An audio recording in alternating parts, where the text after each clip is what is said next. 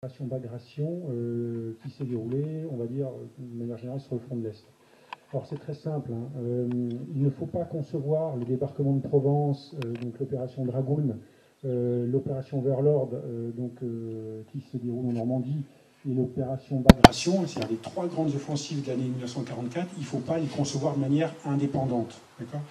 Ce sont trois offensives qui ont été décidées dès la fin 1943 et qui sont concomitantes les unes par rapport aux autres. Ça, c'est extrêmement important.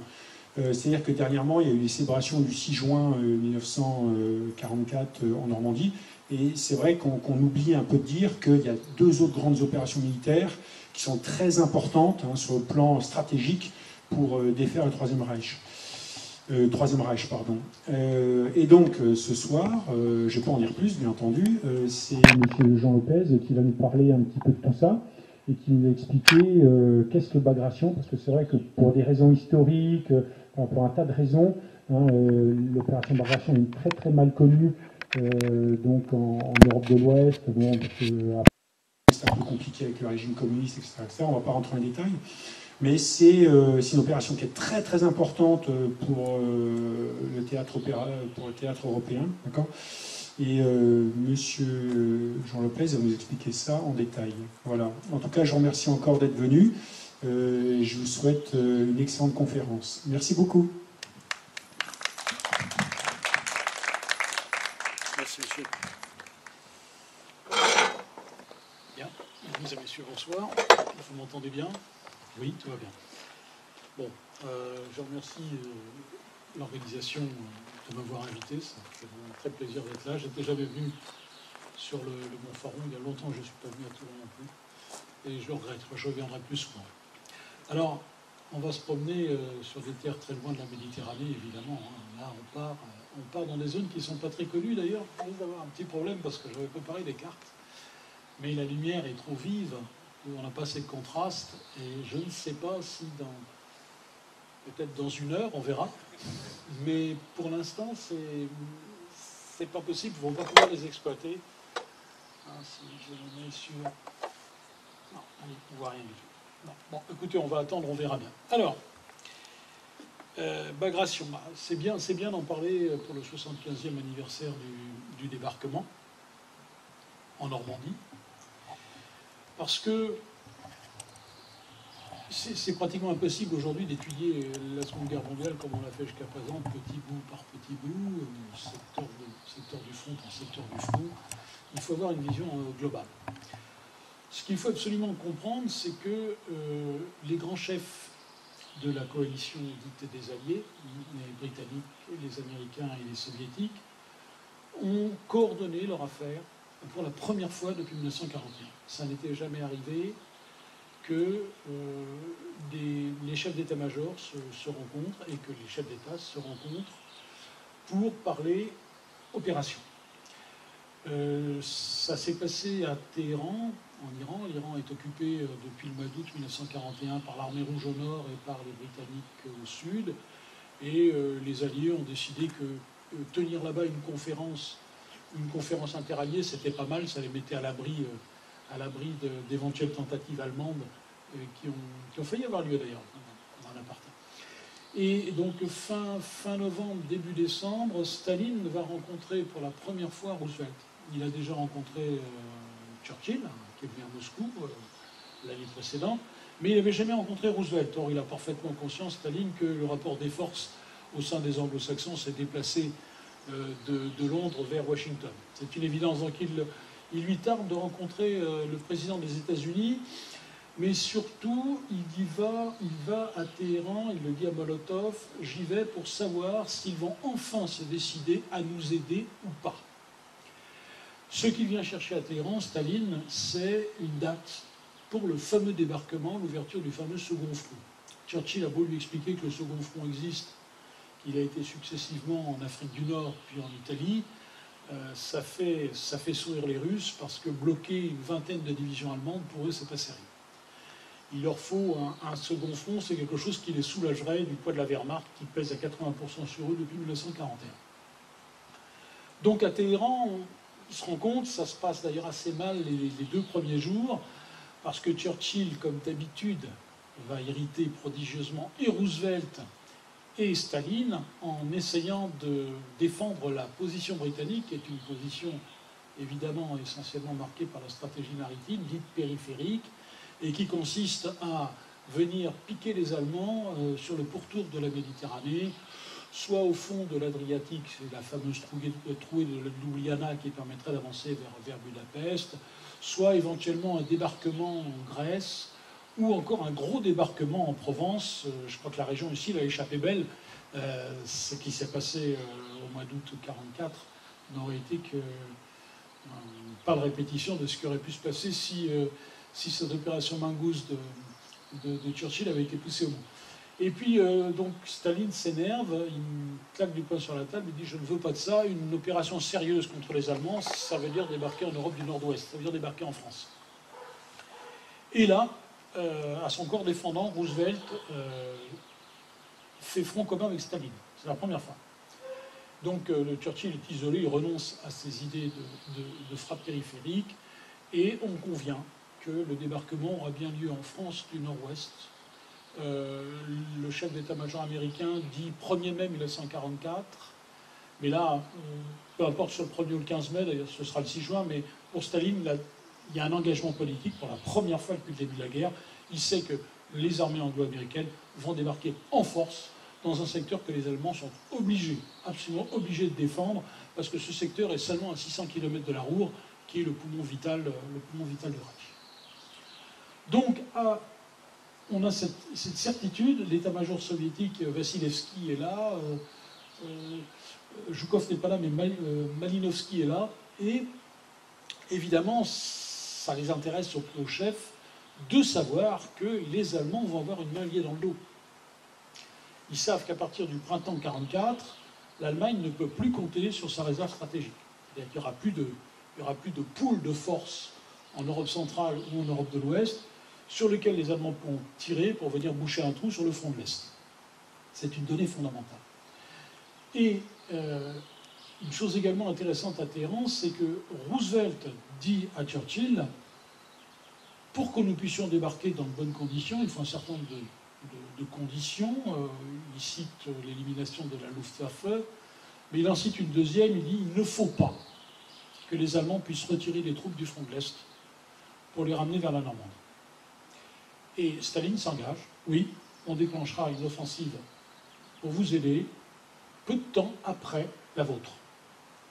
On a donc un accord de principe qui est obtenu au début décembre 1943. On peut dire que c'est à peu près l'acte de naissance de l'opération Bagration. Pour Staline, s'ouvre une période extrêmement importante au niveau de la réflexion stratégique. Et pour l'ensemble de la Stavka, c'est-à-dire l'état-major personnel de Staline, représenté par Zhukov et Vassilevski, c'est aussi une période de réflexion intense. Parce que pour la première fois depuis le début de la guerre, les Soviétiques savent qu'ils vont pouvoir planifier une grosse affaire que les Allemands ne seront pas en mesure d'arrêter. Parce que si on regarde toute l'histoire du conflit germano-soviétique depuis 1941, on s'aperçoit que chaque fois que les Soviétiques ont fait une percée, ça a été le cas après Stalingrad, ça a été le cas lors de la marche sur le Dniepr en 1943, les Allemands ont toujours pu tirer soit des réserves du front de l'Est, d'un secteur qui n'était pas attaqué, soit des réserves venues du Reich, soit des réserves venues de l'Ouest. Cette fois-ci, les maréchaux soviétiques savent que ce ne sera pas le cas. Ils vont donc changer l'échelle de leur planification. Au lieu de prévoir une avance de 150 à 200 km, une avance relativement modeste, eu égard aux dimensions du théâtre de guerre, ils planifient des avancées dans la masse eurasiatique de 500 à 600 km. Parce qu'ils savent que les Allemands, une fois le trou fait, ne pourront pas faire autrement que de reculer pour éviter la destruction. Ça, c'est l'acquis principal pour les Soviétiques de la conférence de Téhéran.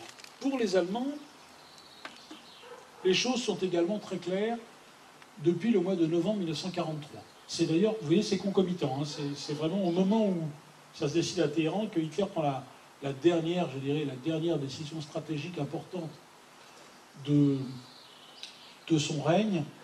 Il décide, pour la première fois depuis 1941, de faire porter la priorité stratégique sur le front de l'Ouest. Jusque-là, le front soviétique accaparait la totalité des ressources allemandes. C'est de l'ordre de 80 à 90% pour l'armée de terre et de l'ordre de 60 à 70% pour l'armée de l'air, la marine étant reléguée à un rôle tout à fait subalterne dans ces masses continentales. Donc, priorité à l'ouest, ça veut dire concrètement que le nombre de divisions placées à l'est va se réduire. Il va se réduire, mais il va rester confortable. Il va se réduire parce qu'il faut mettre du monde à l'ouest. La pensée d'Hitler est simple.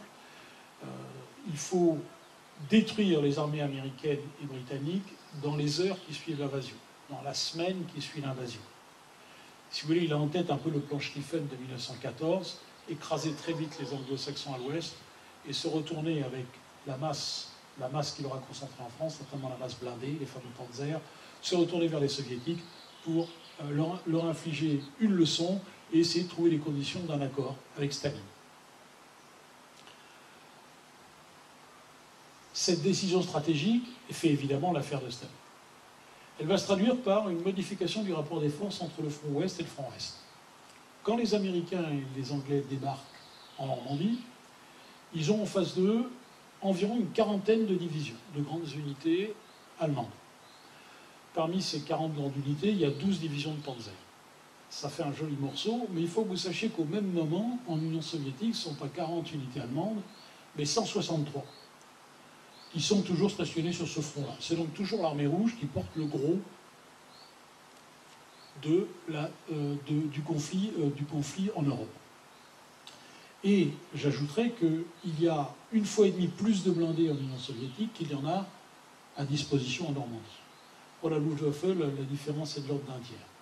Ça veut dire que malgré tout, le gros de la Wehrmacht reste cantonné à l'est. Les soviétiques ont un deuxième problème. Ils savent, et ils le sauront jusqu'à la fin, malgré le rodomontade, si on lit bien les mémoires de leurs jeunes héros, on s'aperçoit que jusqu'au bout, ils ont quand même eu peur des Allemands. Ils savent que tactiquement, les Allemands leur sont, et le resteront jusqu'à la fin, supérieurs. Notamment en matière de maniement des masses blindées. Or, les Allemands ont positionné au centre du front germano-soviétique, malheureusement je ne peux pas vous montrer sur la carte, mais je vais essayer de le faire avec les mains. Au centre, c'est-à-dire entre la mer Baltique et la mer Noire, se trouve une région qu'on appelle la Galicie, qui est aujourd'hui une région ukrainienne, dont la capitale est Lvov. À cet endroit-là, il y a une trouée géographique entre les marais qui sont au nord, qui sont quasiment impassables, et le massif montagneux des Carpates au sud, une sorte de trouée naturelle d'environ 150 km de large, un corridor, qui permet de filer vers l'Allemagne moyenne. Donc, Varsovie, Loder et Berlin. Les Allemands sont certains que c'est là que les Soviétiques vont frapper. Ils en ont positionné à cet endroit-là 1200 chars, ce qui est une masse considérable. 1200 chars, donc 400 blindés de dernière génération, des Panthers et des Tigres, face auxquels les Soviétiques n'ont pas encore trouvé la parade. Ils ont aussi des chars lourds, mais c'est le début seulement de l'arrivée des fameux Joseph Staline II et T-34-85, qui est la version modernisée de leur bon vieux T-34-76. Mais ils savent que ça ne suffira pas. Donc leur problème, une fois écartée la réserve centrale dans le Reich, qui n'existe plus puisqu'elle sera en Normandie, c'est de trouver le moyen d'émietter cette réserve de Panzer qui est au centre et qui les menace. S'ils attaquent au nord, ils ont peur d'être pris par le flanc sud, cette masse est mobile. S'ils attaquent au sud, ils ont peur d'être pris par le nord par cette masse mobile. Il faut donc trouver un système de planification qui égare complètement les Allemands. Et là, il faut reconnaître que du point de vue du travail de l'état-major soviétique, le Genstab, on a fait un véritable chef-d'œuvre. Ils ont planifié une série d'opérations, 6 exactement, qui vont toutes se déclencher entre le début juin et la moitié du mois d'août. Elles vont se déclencher en cascade dans un ordre rigoureusement planifié. C'est là que l'opération de Bagration prend toute son importance. Cette planification vise a obligé les Allemands à déplacer leur réserve de Panzer, qui est au centre, vers le nord. Obligé les Allemands à envoyer ces masses blindées vers le nord. Pour les amener vers le nord, il faut faire courir un danger majeur au système de défense allemand. Ça, c'est l'opération Bagration. L'opération Bagration, c'est une attaque concentrique de plusieurs fronts, je reviendrai après dans le détail, qui doit écraser le groupe d'armées centre allemand qui défend la Biélorussie. Il faut les concasser de façon à libérer la route de Varsovie.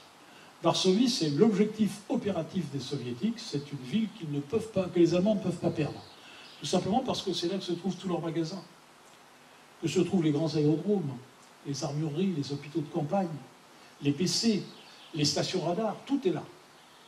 Donc Varsovie ne peut pas tomber. L'idée des Soviétiques, c'est donc, en déclenchant cette opération Bagration, on menace Varsovie. Pour sauver Varsovie, les Allemands vont déplacer les panzers qui sont au sud vers le nord. Vous pouvez deviner la suite. C'est qu'une fois que ces panzers sont en route vers le nord, les Soviétiques vont déclencher les autres opérations vers le sud. Ce sera d'abord l'opération Lvov-Sandomir, Lvov, capitale de la Galicie, Sandomir, qui est une petite ville polonaise qui se trouve au bord de la Vistule. La Vistule mérite un développement à elle toute seule. C'est le grand fleuve polonais. C'est le dernier obstacle, je dirais, important avant le Reich. Il n'y a plus de grands fleuves après.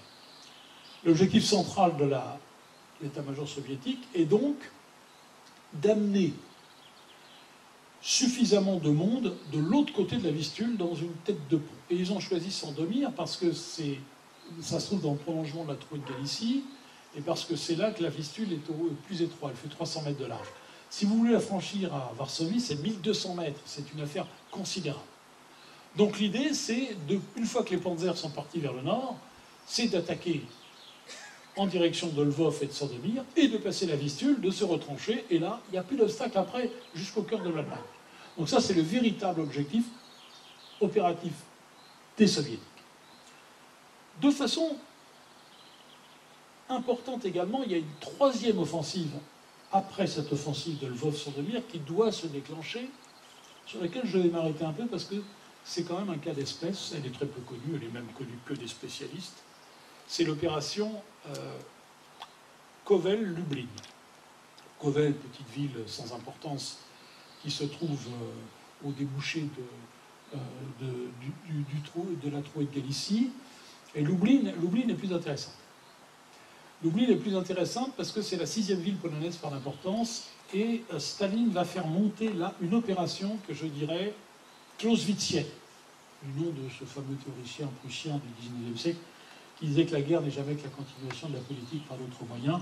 Et bien là, on a une opération qui a un objectif politique extrêmement clair, qui est d'assurer la domination de la Pologne par l'Union soviétique. Là, vous avez donc, merci, un peu de carburant. L'idée est la suivante. On va concentrer dans les marais du Pripet la moitié d'un front soviétique. On va en donner le commandement à un grand général soviétique dont le père était polonais et qui porte un nom polonais, qui s'appelle Konstantin Rokossovski, un chef polonais. On va lui donner pour objectif de libérer un morceau de la Pologne. On va lui adjoindre une armée polonaise qui a été élevée en Union soviétique, qui est dirigée par un général Berling, qui va rester en deuxième rideau, mais qui va également marcher avec Rokossovski. Et puis Staline a également créé de toutes pièces un embryon de gouvernement qu'on appelle le comité de Lublin, du nom de cette future ville où il va s'installer. Et ce comité qui est entièrement peuplé de communistes, ce comité doit, le premier pénétrer en Pologne, dès qu'il est à Lublin, signer un traité d'amitié avec l'Union soviétique, de façon à couper l'herbe sous le pied du gouvernement rival, qui lui se trouve à Londres, qui est le gouvernement en exil de la Pologne de 1939, et qui est, du point de vue du droit international, le seul gouvernement légitime. Donc cette offensive Kovel-Lublin, elle a pour but très clair l'asservissement de la Pologne par l'Union soviétique. Et enfin, la quatrième offensive, que je n'aborderai pas ici parce qu'elle est un peu lointaine par rapport à mon sujet, c'est celle dite de Yassi Kishinev, qui doit détruire un groupe d'armées allemands en Roumanie, permettre à l'armée rouge de déferler sous la Roumanie, de s'emparer des derniers puits de pétrole d'Hitler, les derniers puits de pétrole importants à Ploiesti, et puis de bifurquer vers le cœur des Balkans, c'est-à-dire vers Budapest. Donc vous voyez, il y a une sorte de chaînage, de cascade extrêmement bien pensée, qui vise d'une part à émietter la masse de manœuvre allemande, la faire courir dans tous les azimuts, de façon à pouvoir atteindre les grands objectifs politiques qui sont ceux de Staline, à savoir la libération de la Biélorussie, la mainmise sur la Pologne, et surtout l'entrée en Roumanie et la pénétration dans les Balkans. Toujours trop de lumière. Dommage parce que là, une petite carte aurait fait du bien. Alors, essayons. Ça, très vaguement, c'est la photo officielle de la conférence de Téhéran. Vous connaissez à droite évidemment Churchill, Roosevelt, qui fait semblant de ne pas être paralysé, mais en fait là il tient plus debout, et Staline qui a revêtu son uniforme de maréchal de l'Union soviétique, puisqu'évidemment il s'est proclamé lui-même maréchal quelques mois auparavant.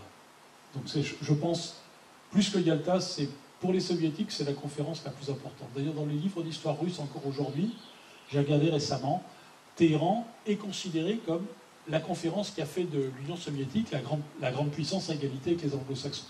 Pour eux, c'est plus important que Yalta. Alors que dans nos bouquins d'histoire à nous, on parle beaucoup plus de Yalta comme du partage de l'Europe. En fait, pour les soviétiques, c'est celle-là là-bas. Alors, ici, vous voyez rien, c'est trop loin, c'est pas possible. Mais je vais quand même en dire deux mots. Parce que Bagration, qui est un énorme triomphe de l'armée rouge, ne l'aurait pas été si les Allemands ne s'étaient pas trompés au point où ils se sont trompés. Parce que les Allemands ont un problème absolument considérable. On connaît les vertus de l'armée allemande. Nous, Français, on a payé assez cher pour les connaître. Mais il y a une vertu qu'elle n'a pas. Ses services de renseignement n'ont jamais été bons. Et là, c'est pire que tout. Traditionnellement, le renseignement allemand s'obtient par des moyens technologiques et humains. Les moyens technologiques, c'est les reconnaissances de la Luftwaffe, donc des avions qui sont capables de voler très haut, dans des cabines pressurisées, avec des appareils de vue extrêmement modernes, pour faire des photos au sol. Sauf que là, il n'y en a plus. La Luftwaffe n'est plus maîtresse du ciel, c'est l'aviation rouge. Donc il n'est pas question de faire voler quoi que ce soit. Donc ils n'ont plus de photos. Ils ne savent plus ce qui se passe derrière les lignes russes. Leur deuxième moyen, sont les écoutes électromagnétiques. Ils sont très forts, électroniquement ils sont très en avance, ils ont des capacités de calcul qui leur permettent de décrypter pratiquement en temps réel un certain nombre de codes soviétiques. Donc ils ont un besoin vital d'intercepter des communications radio. Sauf que, à la suite d'imprudences commises par une unité SS, les soviétiques ont compris que les Allemands étaient capables de décrypter leurs messages électromagnétiques. Ils ont donc décidé un moyen absolument radical, fini, ils ont scellé tous les postes radio. Il n'y a plus de postes radio sur le front germano-soviétique, sauf les postes de radio bidons, dont on veut faire croire qu'ils localisent une unité qui n'existe pas. Ils vont donc se débrouiller avec des jeeps, des estafettes, des pigeons voyageurs, à tous les moyens antiques, des vélos, n'importe quoi, mais interdiction absolue de communiquer, même encrypté, par les ondes électromagnétiques. Même le téléphone, le réseau téléphonique est entièrement détourné par l'intérieur de l'Union soviétique pour empêcher des prises de crocodiles sur les câbles. On a donc les Allemands qui n'ont là non plus aucune idée de ce qui se passe de l'autre côté. Ils ne voient plus rien. Et aussi, troisième source traditionnelle, c'est qu'ils ont toujours eu sur les arrières des populations qui étaient farouchement anticommunistes, anti-soviétiques, voire anti-russes, et qui donnaient spontanément des renseignements. Vous avez des réseaux, notamment chez les Ukrainiens, les nationalistes ukrainiens, chez les Baltes, qui leur étaient plutôt favorables. Ces gens, évidemment, observaient les colonnes soviétiques, comptaient les unités, et puis émettaient par radio, en direction du grand centre qui se trouve à Zossen, au sud de Berlin, les informations. Là aussi, c'est terminé. Le NKVD, donc le ministère de l'Intérieur soviétique, a déménagé toutes les populations dans un rayon de 50 km à l'arrière du front. Personne n'a jamais fait ça dans aucune guerre. Il n'y a plus un qui vive. Il n'y a plus que les travailleurs qui sont étroitement filtrés, noyautés, infiltrés par le NKVD, donc plus de renseignements humains. Et si on nous met à la place des Allemands, ne sachant pas ce qui se passe de l'autre côté, ils vont jouer au jeu des devinettes. Et le jeu des devinettes, c'est un piège pour se tendre soi-même. Parce que vous vous posez immédiatement la question de savoir qu'est-ce que je ferais si j'étais à la place des Soviétiques. Ils vont donc raisonner en allemand, pas en soviétique.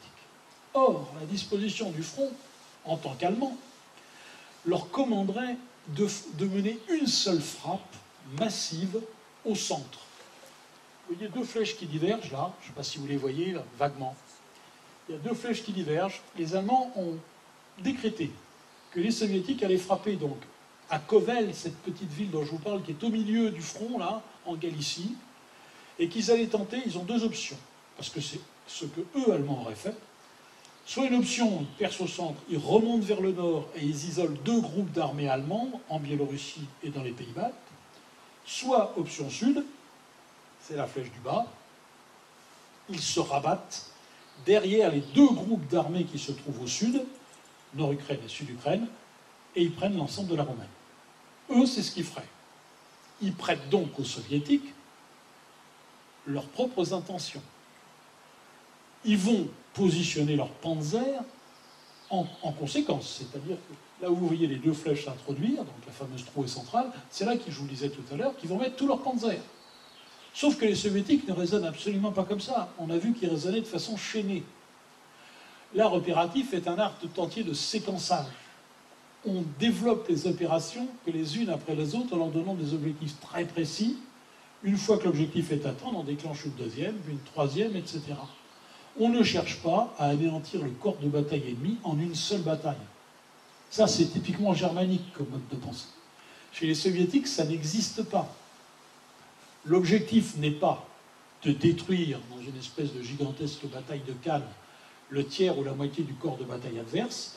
L'objectif, il est de grignoter l'espace stratégique petit à petit. Ils savent que ça prend du temps, ils savent que c'est douloureux, c'est sanglant, mais c'est leur façon de faire la guerre. Donc les Allemands se trompent totalement en projetant leurs intentions sur celles des Soviétiques, et ils font un choix absolument calamiteux qui est celui de placer leur panzer au centre, où les Soviétiques vont évidemment bien se garder d'attaquer. Alors, dans quel état est cette armée allemande en 1944 ? Il y a du bon, il y a du moins bon. Globalement, on a 2 600 000 hommes, plus environ 500 000 soldats roumains et hongrois, ce qui nous fait 3 100 000, 3 200 000 hommes. En face, ils sont 5,6 millions. Il y a donc un rapport des forces de 1,75 soldats soviétiques contre un soldat de l'Axe. Ce n'est pas une disproportion considérable. En revanche, quand on regarde le matériel, là, les choses, évidemment, se dégradent pour les Allemands. En termes de chars, les Soviétiques en ont 4 à 5 fois plus. Alors, ils sont souvent de moins bonne qualité, c'est vrai, ils sont moins bien commandés, les hommes sont moins bien formés, mais enfin, quand même, c'est 4 à 5 fois plus. En termes d'aviation, l'aviation soviétique, qui avait été assez lamentable jusqu'en 1942, s'est refait une santé. Elle a reçu des matériels de transmission américains d'excellente qualité. Elle a amélioré sa logistique. Un truc tout bête, les Américains leur ont livré des kilomètres carrés, vous savez, de ces grilles qui permettaient de faire des aérodromes de campagne. Ce sont des grilles métalliques que vous posez dans la boue et qui permettent aux avions de décoller par tout temps. En Union soviétique, quand il y a de la boue, c'est 80 cm de boue. Les avions se noient dedans. La simple arrivée de ces kilomètres carrés de grilles soviétiques permettent à l'aviation soviétique de décoller beaucoup plus souvent. Donc, si vous voulez, il y a vraiment là, les Américains ont injecté beaucoup de moyens qui permettent à cette aviation de devenir beaucoup plus méchante qu'elle ne l'était auparavant. Et puis, ils sont à 6 contre 1. Là où il y a un appareil allemand, il y a 6 appareils soviétiques. Et des bons, notamment en matière d'aviation d'assaut, ils ont fait le Sturmovik, qui n'a cessé d'être amélioré, qui est un avion d'attaque au sol absolument remarquable. C'est un peu moins bon pour la chasse. Et enfin, là où la différence est absolument éclatante, c'est en matière d'artillerie. Alors Les Allemands ont environ 7000 tubes d'excellente qualité avec des systèmes de direction centralisée du tir, ce que les Soviétiques n'ont pas, mais il n'y a que 7000 bouches à feu. En face, il y en a 80 000. Donc les Allemands vont être noyés sous un feu dantesque. Il y a tous les types de tubes chez les Soviétiques. Ils ont des fusées, des systèmes de fusées qu'on a tous entendu parler, je pense, des Katyusha, des fusées à réaction, Reactiva des Russes. Alors là, ils les ont groupés par division entière. Pour l'opération Bagration, on verra des corps d'artillerie. Corps d'artillerie, c'est 600 tubes qui peuvent être concentrés sur 20 km². C'est des moyens dantesques. Donc il y a évidemment là, il y a une question de vie ou de mort pour les Allemands. Il va falloir qu'ils prennent une décision fondamentale. Est-ce qu'on défend là où on est, ou est-ce qu'on fait un repli élastique? Et là, Hitler va rentrer en jeu. Ça, c'est trop confus. Je reviendrai un peu sur celle-ci. Je vous ai montré le saillant, ce qu'on appelle le balcon biélorusse. La ligne du front forme une sorte de saillant qui rentre dans les lignes soviétiques et qui même les déborde de 400 km dans le sud. Et là, les Allemands ont développé un système qu'on appelle en allemand Festenplätze, c'est une place forte, un peu comme au Moyen-Âge. Hitler a eu cette idée à la fin de 1943, il s'est dit, de toute façon, ils sont très forts, on n'a plus assez de monde pour avoir un front continu. Donc on va essayer de défendre en réseau. Un réseau de points d'appui, qui vont être des points d'appui extrêmement importants. Il y a 20 villes qui sont déclarées places fortes. Alors ça consiste en quoi? Ça consiste à prendre, à sélectionner si vous voulez, l'étendue du front, l'étendue géographique, elle n'est pas isotrope, elle n'est pas isomorphe, pardon. Elle n'a pas les mêmes qualités dans toutes les directions. Il y a des nœuds qui sont plus importantes, il y a des vides qui sont sans importance, et il y a des nœuds qui sont importants. Ces nœuds, dans l'espace soviétique, ce sont les nœuds ferroviaires. La route a peu d'importance. L'Union soviétique, il ne faut absolument pas imaginer un paysage à la française, même encore aujourd'hui, si vous promenez en Russie, ça frappe, il y a peu de routes. Et il y a encore peu de routes revêtues. Il n'y a qu'une seule autoroute pour l'Union soviétique. Les routes goudronnées, ça n'existe pas en Biélorussie. Ce sont de mauvais chemins. C'est un cauchemar, la Biélorussie, pour attaquer. C'est d'ailleurs ce qui fait croire aux Allemands que les Soviétiques ne vont pas s'aventurer dans cet immense marécage, ces forêts, ces pistes complètement défoncées. Tout ça amène Hitler à penser que si il arrive à tenir les nœuds ferroviaires suffisamment longtemps, s'il motive assez ses troupes, s'il leur donne tout le ravitaillement nécessaire, ces nœuds peuvent même se laisser dépasser par l'armée rouge, se laisser assiéger. Faut qu'ils tiennent plusieurs mois, ils seront ravitaillés par avion, mais ça va bloquer, ça va étouffer, croit-il, l'offensive soviétique. Donc il développe et il impose à ses généraux, d'ailleurs ils ne résistent pas tous, il ne faut pas croire que c'est qu'une lubie d'Hitler. Vous savez, après la guerre, les généraux allemands ont mis toutes les responsabilités de leur défaite sur le dos d'Hitler. Il avait le dos large, parce que la plupart des bêtises militaires ne viennent pas de lui, ils viennent de ses généraux.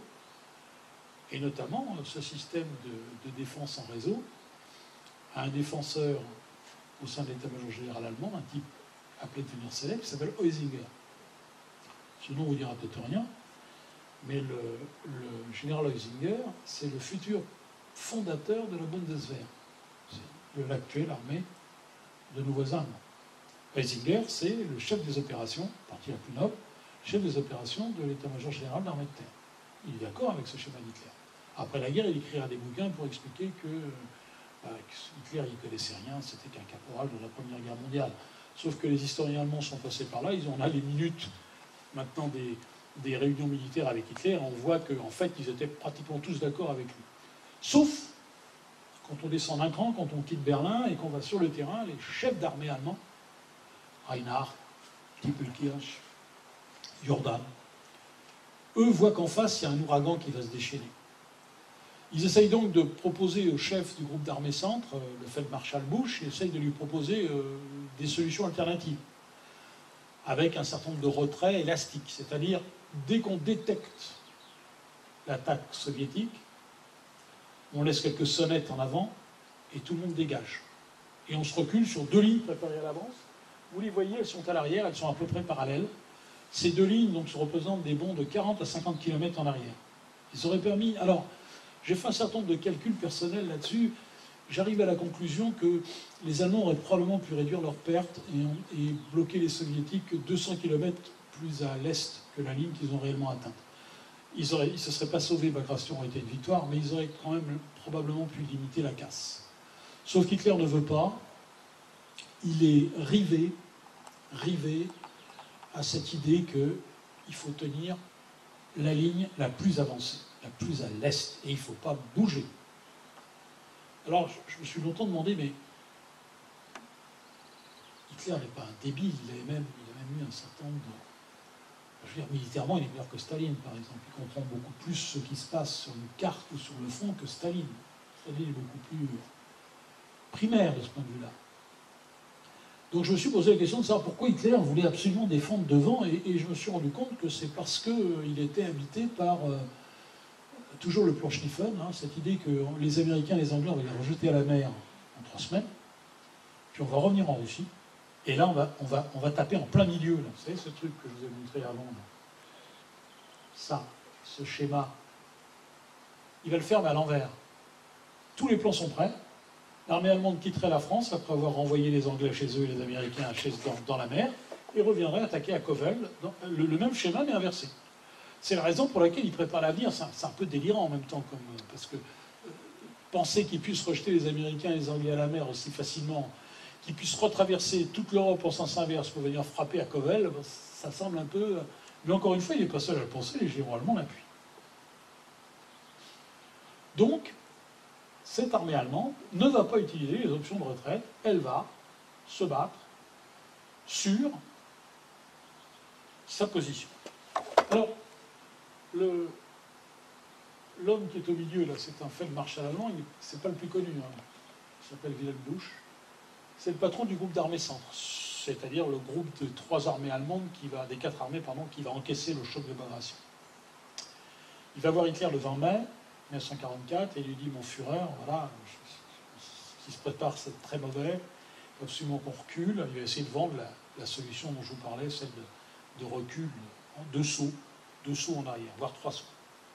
Et là, Hitler lui fait une crise d'hystérie, une crise de rage monumentale, celui se roule pas par terre, et Bush se dégonfle.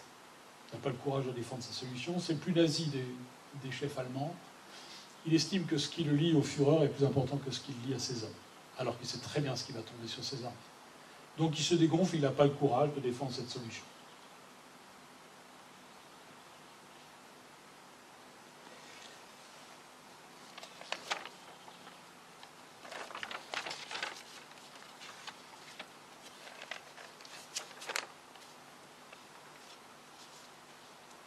L'opération elle-même. La Biélorussie, c'est pas un endroit pour faire la guerre. C'est pas l'Ukraine avec ses vastes steppes où les formations blindées peuvent avaler 300-400 km. On peut faire de vastes encerclements. La Biélorussie, c'est un enfer vert. Je suis allé il y a 5 ans, et pourtant le pays a changé. Ce sont des bois, des marais. Les marais qui ne sont pas profonds, c'est assez curieux comme phénomène. C'est une dépression, une espèce de dépression dans laquelle se déversent un certain nombre de rivières qui n'arrivent plus jamais à trouver la sortie. Donc elles se répandent. Vous avez 80 cm d'eau. Les chemins sont souvent des chemins qui sont rehaussés des siècles de patience paysanne avec des rondins.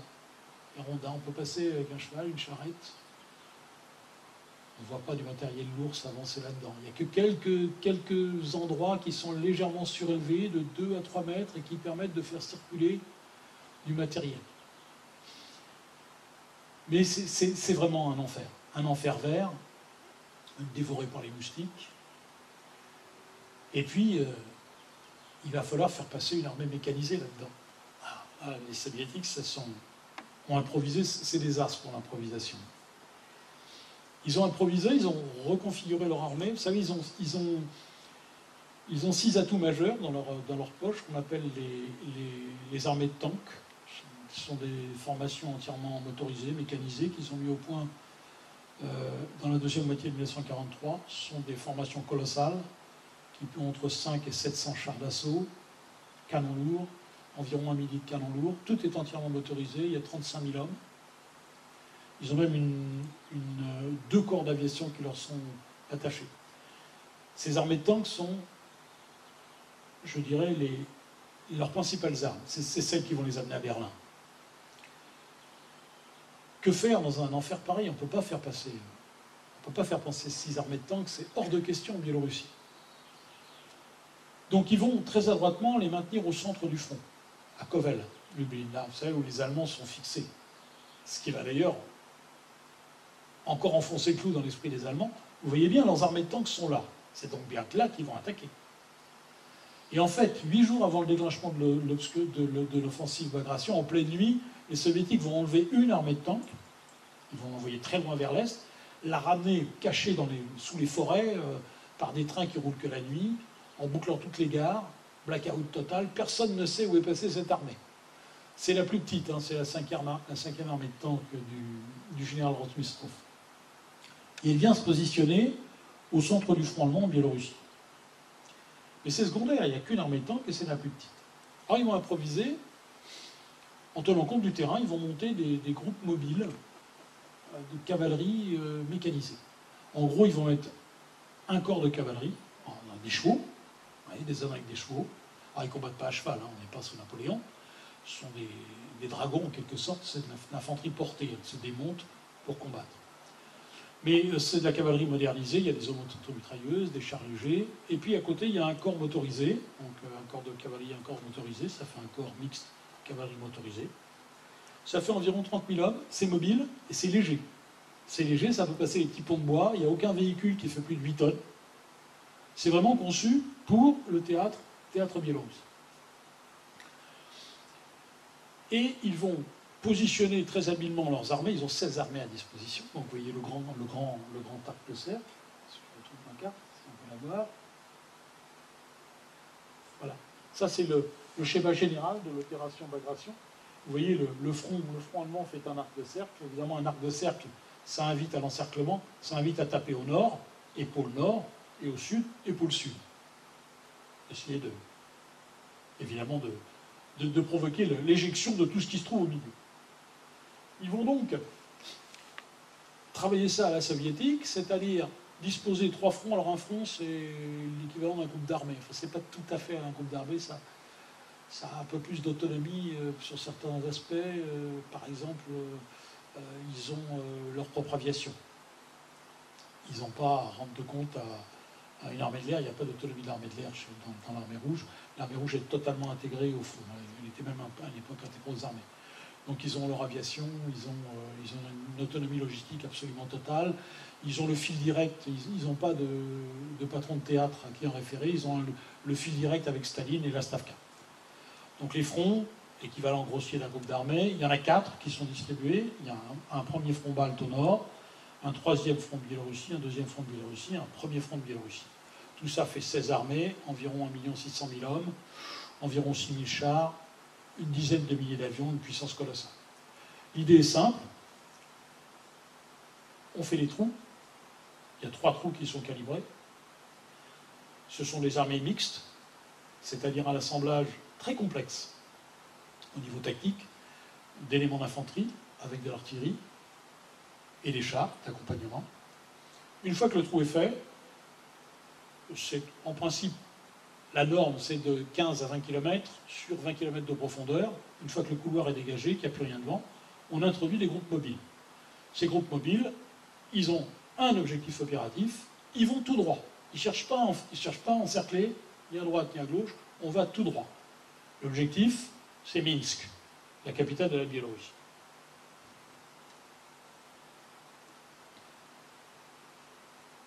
Voilà. Voilà à quoi ça ressemble la Biélorussie. Vous voyez, c'est ce que je disais. Des marécages, là vous avez un certain nombre de soldats soviétiques, les pieds dans la bouillasse, et devant eux, une forêt de conifères. Donc c'est ça sur 600 km. De Vitebsk jusqu'à l'est de Varsovie, 50 km à l'est de Varsovie, c'est ça. Alors, l'offensive se déclenche le 22 juin 1944. 22 juin pour les soviétiques, c'est une date, hein, c'est le 3e anniversaire de l'opération Barbarossa, c'est-à-dire de l'invasion de l'Union soviétique par les Allemands. Staline a absolument voulu qu'il y ait là un symbole fort. Et puis, ils ont attendu jusqu'au 22 pour être sûrs qu'en Normandie, ça se passe comme ils le veulent, parce qu'ils ont les yeux rivés sur la Normandie, les soviétiques. Hein.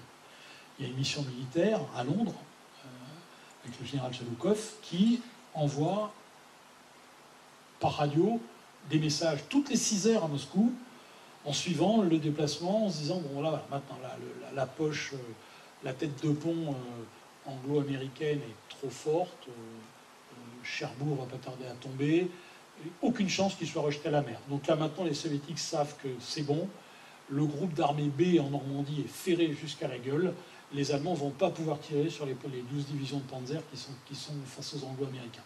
Donc c'est le moment de déclencher l'opération Bagration, le 22 juin 1944. Excusez-moi. Donc, vous avez donc ces trois... J'essaie de revenir désespérément à la carte. Là, c'est malheureux, il faudrait qu'on ait une carte parfaitement distincte pour qu'on puisse suivre un petit peu dans le détail. Mais il y a un certain nombre de séquences. Ils ont prévu... Alors, ce qui est très amusant dans cette affaire, c'est que les Soviétiques ont surestimé les Allemands. C'est pas la première fois que ça arrive, mais là, c'est assez considérable parce qu'ils ont estimé dans leur calcul qu'il leur faudrait 45 jours pour aller à Minsk. 300 km, 45 jours. Donc, ils envisagent une bataille extrêmement féroce. En réalité, ils vont mettre 13 jours au lieu de 45. Ce qui va mettre complètement en l'air leur planification. Ça va être un peu la panique à Moscou, parce qu'il va falloir enclencher la deuxième phase de l'opération Bagration beaucoup plus tôt que prévu. Et la logistique, évidemment, elle va tirer la langue, parce qu'elle n'avait pas prévu de faire un bond de 300 km à travers les marécages. Donc, on revient au 22 juin. Ça commence par les tirs de Katyusha. Vous avez les fameuses batteries de fusées soviétiques qui sont montées sur des camions américains, les fameux Studebaker. Ce sont des camions 4x4 ou 6x6, très importants pour les soviétiques, ça. Les Américains en ont livré une quantité invraisemblable, de mémoire, 450 000. 450 000, pour vous donner un ordre d'idée, c'est la totalité de la production de camions de l'Allemagne en 4 ans. Pour vous donner une idée de l'échelle de l'aide américaine. Les Russes, aujourd'hui, ils n'aiment pas trop qu'on parle de tout ça. Mais leurs armées n'auraient pas eu la mobilité qu'elles ont eue si elles n'avaient pas reçu ces centaines de milliers de Studebaker. Et je vous passe sur des détails du genre les fameuses rations K américaines, c'est les rations de combat. Les Américains en ont livré pas loin de 500 millions. Il y a de quoi nourrir du monde. Là aussi, ça va leur faire du bien. Les bottes, c'est les Russes, traditionnellement, ils ont des Valenki, ils s'enroulent ces espèces de bandes moltières. Et puis la semelle, c'est soit un morceau de pneu, soit de l'écorce de bouleau. Ça fait des laptis. Et bon, quand il n'y a pas assez de bottes, parce que c'est ce que les soldats leur donnent. Alors, il y a un problème, c'est que les Allemands ont mis la main sur tous les grands troupeaux en 1941, il n'y a plus de cuir. Les Américains vont livrer combien de millions de paires de bottes. C'est pareil, les avions soviétiques avaient toujours eu un problème de rendement de moteur. Ils ont des moteurs qui sont trop faibles. C'est leur principal problème, c'est même encore aujourd'hui, la motorisation de leurs avions est insuffisante. C'est-à-dire qu'ils n'arrivent pas à faire rendre suffisamment de puissance par kilo de moteur embarqué. Et pour rendre plus de puissance, il faut soit turbo-compresser un moteur, soit lui mettre une essence avec un rendement supérieur, à très haut indice d'octane. Mais il se trouve que la chimie soviétique n'est pas assez évoluée pour être capable de livrer ces carburants. Les Américains vont livrer les carburants. Ils vont même livrer les usines pétrochimiques clés en main pour pouvoir fabriquer ces indices d'octane supérieurs. Ce qui va permettre, l'air de rien, aux soviétiques de gagner 40 km/h sur leurs avions. Vous voyez, tout ce genre cette aide est véritablement cruciale, et je dirais qu'elle se coagule avec l'opération Bagration. Elle va donner un avantage technologique que les soviétiques n'ont jamais eu jusque-là. Donc, vous avez ces fameux tirs de roquettes. Alors, c'est pas très précis. Enfin, c'est une arme de saturation qui peut vous voyez, 200, il y en a une qui tombe, ça fait quoi ça? Ça fait 80 mètres de côté? Ouais, c'est à peu près ça. Il y en a une qui tombe par rectangle du théâtre de verdure. Il y en a une qui tombe comme ça, vous imaginez qu'il y en a 500 tout autour. C'est l'effet absolument... c'est épouvantable. Hein. J'ai interviewé un ancien de la Wehrmacht il y a une quinzaine d'années qui m'avait expliqué que, avec le bruit, c'était horrible. Les plus jeunes soldats allemands déguerpissaient parce que c'était absolument ça faisait la même impression que les Stukas sur un soldat en 40. Ça paralysait, littéralement. C'est une arme de terreur. Donc, à la soviétique, une énorme préparation d'artillerie. Les armées d'infanterie s'avancent, elles font très vite le trou, et elles introduisent, vous les voyez, ça paraît à peine croyable, hein, une armée moderne, mais il y a des chevaux. Il y a des chevaux. Il y a plus de 180 000 cavaliers qui vont participer à l'offensive Bagration. C'est une espèce d'élément de vétusté, un élément d'archaïsme au sein d'une armée, mais les soviétiques, jusqu'à Berlin, ont toujours utilisé de la cavalerie. Alors encore une fois, ce n'est pas la cavalerie qui charge, la cavalerie qui se démonte pour combattre. Comment ça s'explique? Ils ont beaucoup de chevaux, mais ils n'ont pas de quoi monter leur cavalier, montrer leur infanterie. Ils n'ont pas réussi à mécaniser le champ de bataille. C'est d'ailleurs le principal problème de leurs armées de tanks, c'est qu'à la différence des Américains ou des Allemands, ils n'ont pas d'Halftrack. Donc l'infanterie, elle n'est pas protégée contre toutes les choses désagréables qui arrivent sur le champ de bataille. Elle est montée comme elle peut sur l'arrière des chars. À raison de 12 hommes par char, ils n'ont qu'une protection, les gars. Il y a un obus qui tombe à côté, tout le monde sur la plateforme est fauché, soit par le souffle, soit par les shrapnels. Donc c'est pas terrible comme solution. Alors, résultat, c'est d'employer la bonne vieille cavalerie. Alors ils en emploient massivement.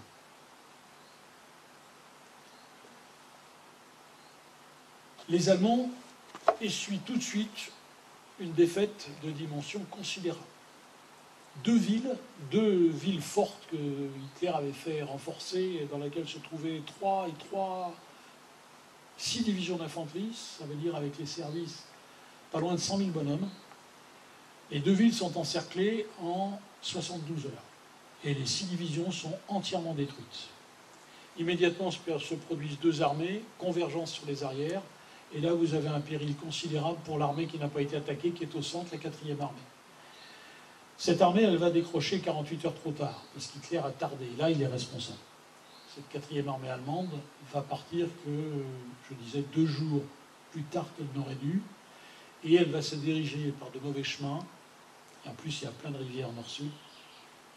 Et les rivières, vous savez ce que c'est? Quand on a un véhicule, il faut la passer sur un pont. Les ponts, il n'y en a pas beaucoup. Les Russes les connaissent.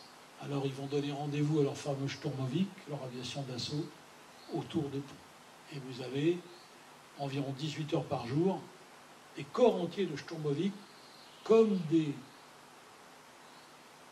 vautours, qui vont tourner autour des ponts et qui vont cogner. Il va se former d'énormes embouteillages, ils vont monter les colonnes et ils vont détruire des milliers de véhicules. Là, vous avez une vision, là on voit arriver derrière, ce sont des camions gaz soviétiques, et vous voyez le résultat, donc une colonne allemande qui a été détruite. Il y a un endroit à Bobruisk, au musée de la guerre à Minsk, on voit très bien. Il y a un embouteillage sur 14 km, les Allemands ont perdu 8000 hommes carbonisés là-dedans. Ça leur était jamais arrivé. En fait, c'est ce qui leur arrive au même moment en Normandie. Vous savez, on parle toujours de la supériorité aérienne des anglo-saxons, elle est écrasante en Normandie, les Allemands ne peuvent plus bouger que la nuit. En Biélorussie, c'est moins le cas parce que la Biélorussie, c'est 14 fois plus grand que la Normandie, hein, donc évidemment la concentration de moyens aériens est beaucoup plus faible. Mais enfin, tout de même, ils l'ont senti passer, la Luftwaffe a été balayée en 3 jours, et après c'est un matraquage permanent. Ils vivent à l'envers ce qu'ils ont fait subir aux Polonais, aux Français et aux Soviétiques entre 1939 et 1941. Donc cette 4e armée allemande, elle va la peur aux trousses, elle va essayer de se replier vers Minsk, sauf qu'évidemment les Soviétiques vont à 40 km/h, ils arrivent à Minsk les premiers, et cette 4e armée allemande, elle est encerclée, et elle est entièrement détruite. C'est la deuxième fois que ça arrive. La première fois, vous savez tous, c'était Stalingrad, la 6e armée allemande de Paulus, qui avait été entièrement détruite, à la suite d'un siège extrêmement long, qui a duré presque 4 mois. Là, ça se fait en 4 jours. Ça se fait en 4 jours. C'est la première fois que ça arrive à une armée allemande. Perdre une bataille, perdre 180 000 hommes en 4 jours. Alors, c'est tellement extraordinaire comme phénomène que Himmler va dépêcher une commission d'enquête. Parce qu'il estime que c'est pas possible. Ils avaient des armes, ils avaient les moyens de se défendre. Est-ce qu'il n'y aurait pas eu un phénomène de panique? Oui, il y a eu un phénomène de panique. C'est incontestable. Tant qu'ils étaient sur des positions fixes, les Allemands se sont battus comme ceux qui se battent, avec acharnement, avec ténacité. Mais une fois que la retraite est en route, les unités se désagrègent, se décomposent littéralement, elles perdent leurs moyens de communication.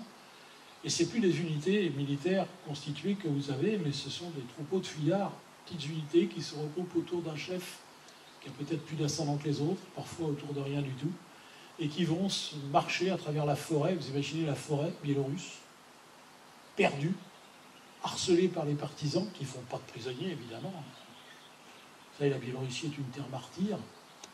Les Allemands se sont comportés en Biélorussie comme de véritables sauvages. Le quart de la population a disparu pendant l'occupation allemande. Le quart. 2 millions de Biélorusses sont morts à la suite des opérations anti-partisans des Allemands. Je ne parle même pas de l'extermination des Juifs, parce qu'il y a aussi 500 000 Juifs qui ont disparu, mais ça c'était en 41-42. Donc là, il n'y a pas de cadeau. Donc ces soldats allemands, ils vont vivre leur martyre, pour le coup. Et une fois arrivés à Kiev, les Soviétiques se rendent compte que devant, il n'y a plus rien. Pas tout à fait plus rien. Parce que le 28 juin, Hitler a limogé Bush. Le type que je vous ai montré là, le commandant, le Feldmarschall qui commande le groupe d'armée centre, celui qui est mettant son Führer, il est prié de retourner dans ses foyers. Et à sa place, Hitler va nommer l'homme qui est probablement le meilleur des généraux allemands de la Seconde Guerre mondiale. Il y en a un qu'on connaît bien, c'est Manstein. C'est le bourreau de la France en 1940, celui-là on le connaît. C'est un génie offensif, Manstein. Mais Hitler a un génie défensif dans sa manche, c'est un type qui s'appelle Walter Model. Général Feldmarschall Model, à qui Hitler remet les clés du front de l'Est. Model va prendre le contrôle du groupe d'armée Nord-Ukraine, celui, vous savez, qui est au milieu où il y a toute la réserve Panzer, et il prend le groupe d'armée centre, celui qui vient de se faire démolir par les Russes, il prend ce qu'il en reste. Et Hitler lui donne carte blanche. Donc il y a un énorme trou, il faut qu'il raccommode. C'est là que l'affaire devient drôlement intéressante, parce que c'est exactement ce qu'attendaient les Soviétiques, en réalité. Et Model va faire ce qu'attendaient les Soviétiques. Qu'est-ce qu'il va faire? Il va retirer les divisions du groupe Nord, dans les pays baltes. Il va en retirer 5, dont une Panzer. Surtout, il va retirer 4 Panzers, les meilleurs, du groupe Nord-Ukraine, la fameuse trouille de Galicie dont je vous parlais tout à l'heure. Elles montent vers le nord pour essayer de sauver ce qui peut l'être. Mais du coup, elles affaiblissent le point névralgique que les Soviétiques vont attaquer, j'en parlerai tout à l'heure. Vous voyez, cette espèce de chaînage, cette création d'un attracteur en Biélorussie qui fait monter les réserves allemandes vers le nord, ça marche à fond. Et Model n'a pas le choix, puisqu'il y a un trou énorme, la route de Varsovie est ouverte. Et il fait venir, et ça on n'en parle jamais, 5 unités du front de l'Ouest. Alors que les Allemands sont à court de monde en Normandie, il y a 5 unités, il y en a une qui vient de Provence d'ailleurs, qui ne sera pas là au moment où ça va barder du côté du Mont-Faron. Elle est partie en Biélorussie, je pense qu'ils auraient préféré rester au Mont-Faron que de se retrouver face à l'armée rouge. Donc il y a au total 22 divisions allemandes qui sont tirées de tous les azimuts, dont 6 Panzers et des meilleurs, avec lesquels Model va mener ce qu'il faut bien appeler un modèle de bataille défensive. Il va reprendre l'idée que l'espace n'est pas isomorphe, mais que c'est un ensemble de nœuds avec leurs valeurs géographiques et donc stratégiques propres. Et il va monter des embuscades, trucs méchants, avec des panzers qui sont rompus à cet exercice, qui sont bien alimentés en moyens de transmission, qui ont un excellent matériel. Oh, c'est pas très spectaculaire comme bataille, c'est du freinage. Donc les soviétiques vont avancer, et puis, alors je vais vous donner les noms des batailles, mais ça ne vous dira rien du tout, parce que ce sont des batailles de niveau 3, hein. Molodechno, Baranovichi, Stolpcy, Polotsk. Ce sont des petites choses, mais ce sont des petites choses qui vont mettre quand même 40 à 50 000 bonhommes en jeu, et qui voient l'armée rouge qui freine dans la profondeur. Alors, en plus, avec les difficultés logistiques derrière, petit à petit, Model, qu'est-ce qu'il voit? Il voit se reconstituer son front. Sauf qu'il est obligé de reculer, boucher tant bien que mal les trous, et les soviétiques tirent de plus en plus la langue. Tout ça nous amène à la fin du mois de juillet. Il y a donc 6 semaines que l'offensive est commencée. Les soviétiques ont dépassé largement Minsk. Ils approchent au nord de Vilnius, donc dans l'actuelle Lituanie, de Grodno, également qui est à la frontière russo-lituanienne. Ils approchent de Brest-Litovsk, qui est la route directe pour aller à Varsovie. Et Model les freine tant qu'il peut. Alors évidemment, c'est ce moment que vont choisir les soviétiques pour déclencher les 2 autres offensives dont je vous ai parlé. Lvov-Sandomir, sud. Alors là, c'est le premier front d'Ukraine du maréchal Ivan Konev qui s'y colle. Alors c'est là quelles sont les 5 fameuses armées de tanks. Il y en a 4, il y en a une étape au nord. 4 armées de tanks.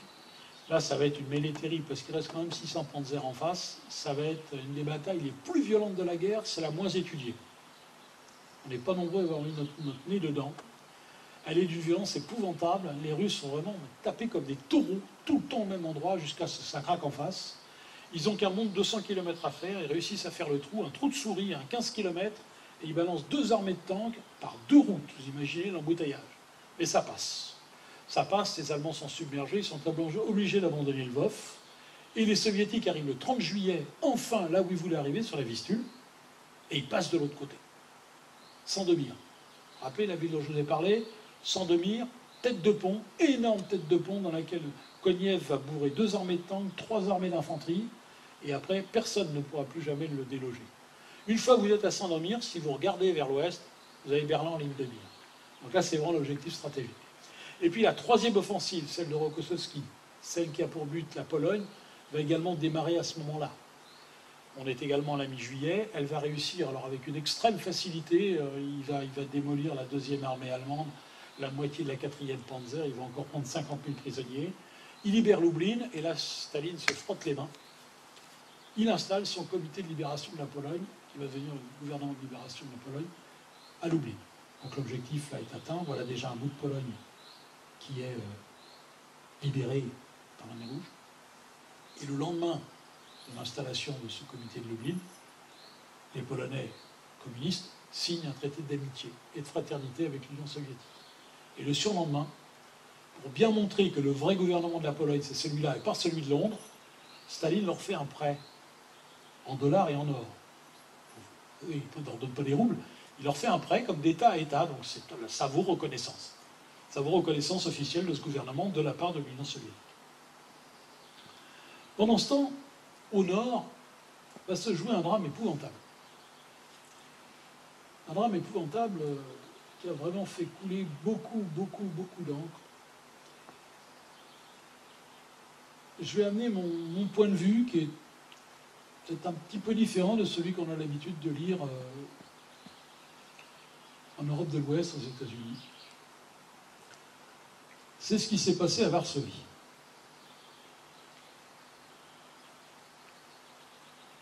Je vais revenir en arrière parce que je ne pense pas que tout le monde ici soit quand même bien au fait de la situation politique de la Pologne. La Pologne est occupée depuis 1939. Elle a un gouvernement qui a réussi à s'échapper, qui s'est réfugié à Londres, qui est le gouvernement en exil à Londres et qui a été reconnu par tous les alliés, y compris par les soviétiques qui ont entamé en 1941 des relations diplomatiques. Donc il y a un gouvernement en exil à Londres. Ce gouvernement en exil à Londres, il va développer de façon souterraine et clandestine une gigantesque armée de résistance. L'armée Krajowa, 250 000 hommes et femmes, beaucoup de femmes, cette résistance polonaise, ils sont partout. Ils ont des dépôts d'armes, des caches, les Anglais en parachute. Ils attendent le grand jour. Le grand jour, pour le gouvernement de Londres, ce serait... Ils ont toujours pensé que c'est les Anglais qui libéreraient la Pologne. Ah oui, mais... Parce qu'ils pensaient que l'Union soviétique allait être battue, sauf que ça ne s'est pas passé comme ça. Donc ils voient approcher l'armée rouge avec une certaine angoisse. Mettez-vous à la place des Polonais, ils ont autant à craindre des Allemands que des Russes traditionnellement. Donc l'armée rouge approche, il faut faire quelque chose.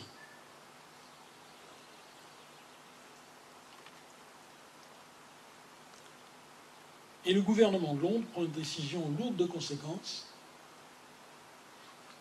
Il met l'armée Krajowa sur pied de guerre en disant quand vous entendez le canon russe en étant à Varsovie, c'est le moment pour déclencher la grande insurrection. L'objectif, c'est que la capitale de la Pologne soit libérée par des Polonais libres. Non pas par des Polonais inféodés à Moscou, mais par des Polonais obéissant au gouvernement de Londres. Le gouvernement de Londres polonais pense que ça aura un poids déterminant dans l'avenir de son pays. Il pense que ça permettrait d'équilibrer la présence des Russes. Parce qu'ils se trompent, enfin, ils le croient. Revenons un peu en arrière. Le premier front de Biélorussie de Rokossovski s'approche à toute vitesse de Varsovie. Et là, Rokossovski se retrouve devant une multitude de tâches à effectuer. Parce que le 28 juillet, Staline commet une erreur. Et là, c'est son fait. Parce que Antonov, son chef d'état-major, n'était pas d'accord. Il donne l'ordre à Rokossovski, non seulement de sauter la Vistule, mais en plus de faire un grand mouvement derrière Varsovie pour aller rejoindre les bouches de la Vistule à Danzig. Vous savez, la fameuse solution que les Allemands pensaient qu'ils allaient faire un grand mouvement tournant pour aller jusqu'à la mer Baltique. Eh bien, c'est à ce moment-là, alors qu'il est trop tard, que Staline se décide à le faire. Donc Rokossovski sait plus ce qu'il doit faire. Il doit sauter la Vistule, il a encore une armée panzer sur sa gauche dont il faut s'occuper. Il faut avancer vers Brest-Litovsk, ça c'est sa droite, et en même temps il faut envoyer du monde pour prendre Varsovie. Et puis il prend la mauvaise décision, pourtant c'est un bon Rokossovski. Et quand on a Staline sur le dos, évidemment parfois on perd un peu ses nerfs. Donc il envoie sa seule armée blindée, la deuxième armée de tanks, il l'envoie vers Varsovie. Plus pas de chance, Bogdanov, le remarquable commandant de cette armée de tanks, est grièvement blessé, c'est son second, son chef d'état-major, qui est moins à l'aise, qui prend le commandement, et donc Rokossovski envoie une armée de tanks toute seule vers Varsovie. Toute seule. Alors, il reste un gros morceau, hein, c'est quand même, il lui reste 400 chars, il y a 30 000 hommes, 3 beaux corps blindés, monte vers Varsovie, et un des corps blindés arrive à Praga. Praga, c'est de l'autre côté de la Vistule. C'est le faubourg industriel sur la rive orientale de la Vistule, le faubourg industriel de Varsovie. Et puis quand la résistance polonaise entend le canon à Praga, ils se disent, ça y est, les Russes arrivent, c'est le moment. Donc, insurrection. Le 1er août 1944, à 17h, il y a 80 000 résistants polonais qui sortent des caves, des tunnels, et qui prennent les armes contre et qui attaquent toutes les unités allemandes qui sont à leur portée. Le problème, c'est que Model, le Feldmarschall Model, donc je vous ai dit qu'il commande tout le secteur maintenant, il a lui un bon service de renseignement parce qu'il a de très bon rapport avec la SS, qui a un excellent service de renseignement, et la SS lui dit attention, donc 3 jours avant, la SS dit à Model, il va y avoir une insurrection, d'une part, et d'autre part, il y a une armée de tanks russes qui avance toute seule. Model, il ne faut pas lui répéter 2 fois. Il voit une opportunité en or. Une grande unité soviétique toute seule, sans infanterie pour la garder, personne sur les ailes, c'est le moment de frapper. Et il va réussir un petit chef-d'œuvre, je pense que c'est des trucs qu'on devrait étudier dans les écoles de guerre. parce que vraiment, c'est assez extraordinaire. Il a réussi à convoquer 4 divisions Panzer, qui sont pourtant éparpillées dans un rayon de 250 km. Il leur donne un point de rendez-vous. La concentration s'opère en 36 heures, et elle frappe les 2 corps blindés de tête de la 2e armée de tanks de Rokossovski. Un massacre. Les Russes s'en vendent pas de celle-là. Le premier corps est entièrement détruit, et le deuxième est amoché à 50%. Donc, alors vous voyez la situation pour les Polonais qui se sont insurgés. Ils croyaient que les Russes allaient libérer la ville. Et les Russes sont rejetés de 40 km vers l'est. Il n'y a plus de libération. Ils se retrouvent tout seuls face à l'armée allemande qui est en train de refaire ses forces. Tout seul. Et Staline, lui, se retrouve devant un problème politique d'ampleur absolument colossale. Ça l'a empêché de dormir pendant des jours et des nuits. Quel est le problème politique qui se pose à lui? Quelle position doit-il prendre par rapport à cette insurrection qui a été décidée sans informer l'armée rouge? Ils n'ont rien dit. Le gouvernement de Londres n'a rien dit à Staline. Il la condamne. Il dit c'est une aventure criminelle. Il la condamne. C'est désastreux pour les insurgés polonais parce qu'ils pensaient pouvoir compter sur l'aide de l'armée rouge. Ils ne pourront pas compter sur l'aide de l'armée rouge.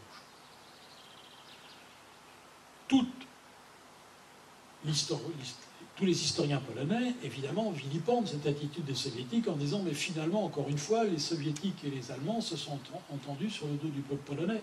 Je vous rappelle quand même qu'au bout du compte, l'insurrection de Varsovie, c'est 200 000 morts et la ville a été complètement détruite.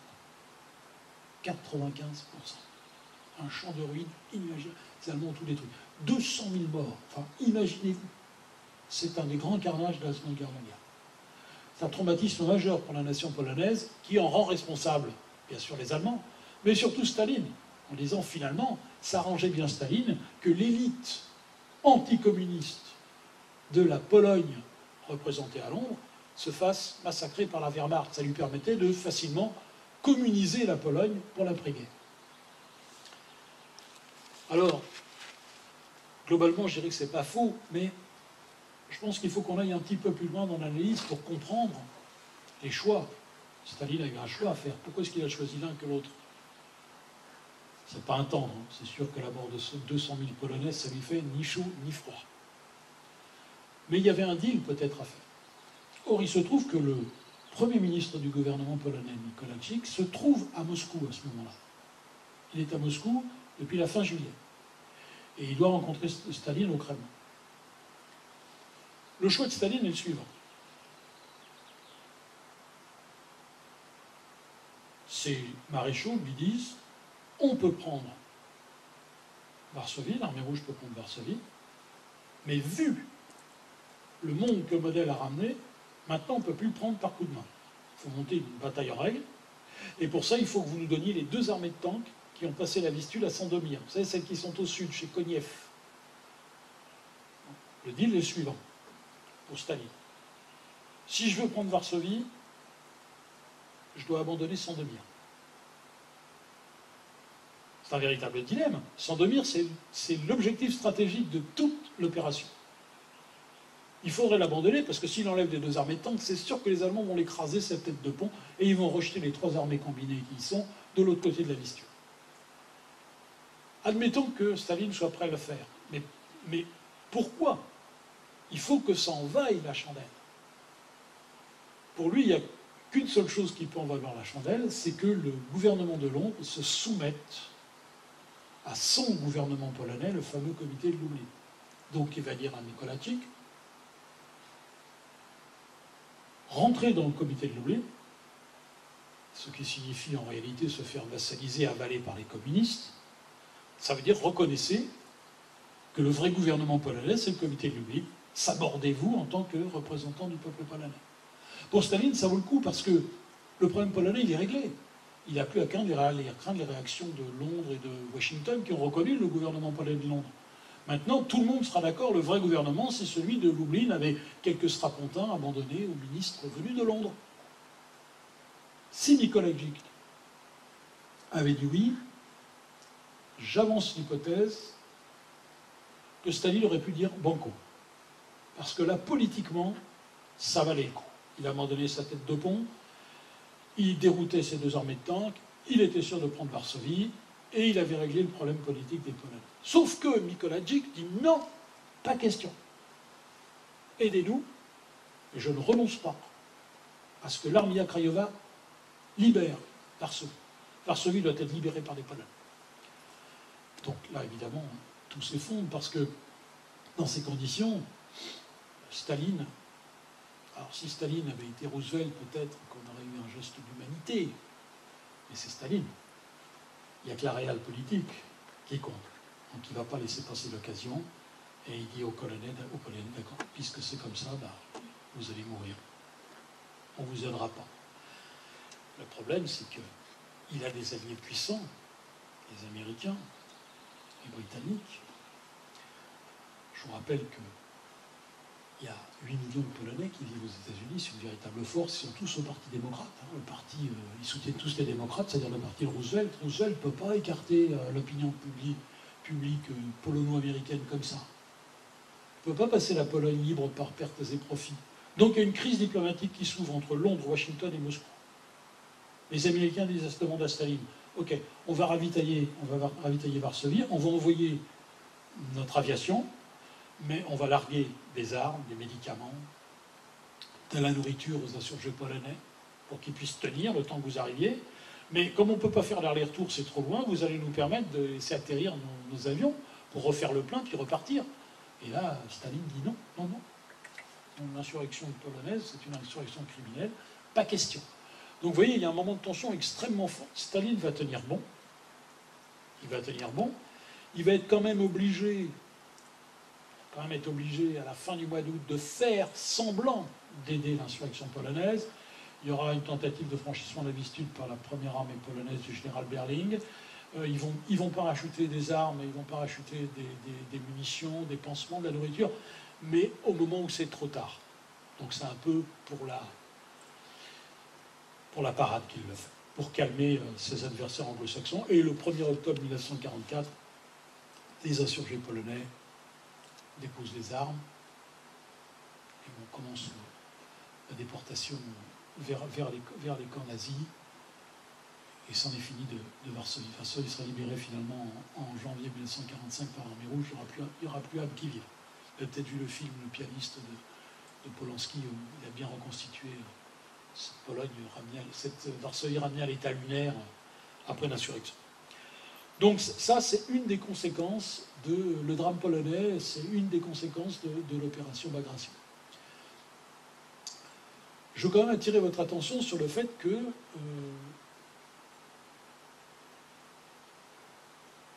nous sommes au mois de septembre 1944. Les Soviétiques ont fait un bond de 600 km vers l'ouest, mais ils ont fini par s'arrêter.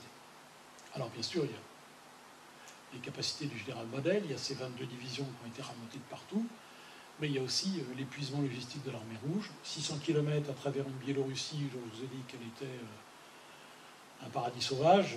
Les rares infrastructures ont été détruites par les Allemands dans leur retraite. On voit bien qu'il n'y a plus de carburant, il n'y a plus de munitions qui arrivent en première ligne, donc les Soviétiques sont littéralement à bout de souffle, ils s'arrêtent. Ils s'arrêtent et ils ne reprendront pas d'ailleurs, ils ne reprendront pas leur marche en avant le mois de janvier 1945. Donc il y a un gros arrêt sur la Vistule. Au même moment, si on regarde en Normandie, c'est un peu la même chose qui se passe. Parce qu'une fois que les Américains ont réussi la percée d'Avranches, c'est la grande poursuite de la Wehrmacht en France. Mais en octobre, quand Patton arrive sur la position avancée des Vosges, c'est pareil, il est arrêté. Et aussi essentiellement pour des raisons logistiques. Et si on mesure, on a aussi 600 km d'avancée. Donc les deux opérations combinées, Overlord et Bagration et ces opérations d'aile, ont provoqué finalement la réduction de l'espace stratégique allemand de 1200 km sur environ 1500 km du nord au sud. C'est donc une défaite absolument majeure. Le total, il est de l'ordre de 2 millions de pertes pour les Allemands. C'est absolument considérable. Le miracle, c'est qu'ils aient réussi une fois de plus à se relever, à reconstituer, alors en utilisant tous les moyens possibles, tous ceux qui étaient passés à travers le conseil de révision, qui avaient un défaut, les sourds, les gens qui avaient qu'un œil, tout ça, allez hop, c'est bon pour le service. Surtout, ils retirent des gens des affectés spéciaux des usines. Donc on voit très bien dans les courbes de production industrielle en novembre que ça fléchit, hein, parce qu'il y a beaucoup de types qui étaient ouvriers qui vont se retrouver sous l'uniforme. Bref, ils font flèche de tout bois et ils arrivent une nouvelle fois à franchir, à construire deux fronts cohérents. Avant de terminer, je voudrais évoquer une dernière conséquence politique de l'opération Bagration, très intéressante parce qu'elle va dessiner le visage de la fin de la Seconde Guerre mondiale en Europe. C'est l'attentat contre Hitler. Il y a un lien. Il y a un lien. Le colonel-comte Klaus von Stauffenberg, l'homme qui va déposer la bombe au quartier général d'Hitler le 20 juillet 1944, a beaucoup d'amis, deux cousins, qui se trouvent à l'état-major du groupe d'armées centre, à l'Est. Il est parfaitement renseigné sur l'effondrement de l'armée allemande en Biélorussie. Il voit se profiler le désastre absolu, c'est-à-dire que les Soviétiques vont arriver à Berlin et pas du tout les Américains. Il faut tenter quelque chose. C'est évidemment ce qui va lui donner à lui, qui est un grand invalide de guerre, il est mort, il n'a qu'un bras, il va lui donner le courage de tenter d'assassiner Hitler. Vous voyez bien le raisonnement politique derrière. Il assassine Hitler, il fait arrêter Himmler. Et il pense qu'il pourra, avec cette Allemagne redevenue présentable, pourra peut-être entamer une négociation avec les Anglo-Américains. C'est exactement le scénario que redoutait Staline depuis la conférence de Téhéran. Malheureusement, l'attentat contre Hitler, il échoue.